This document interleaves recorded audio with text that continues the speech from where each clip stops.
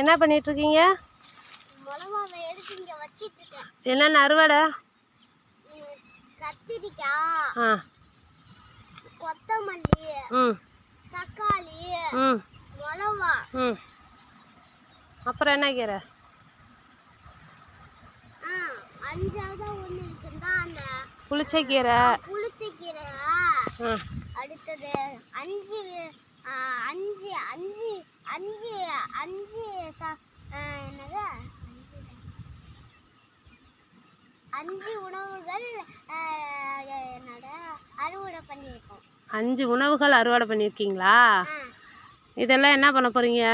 இதெல்லாம் விற்று அதில் விற்காமதெல்லாம் நாங்கள் சமைச்சு குழம்பு வச்சு சாப்பிட போகிறோம்.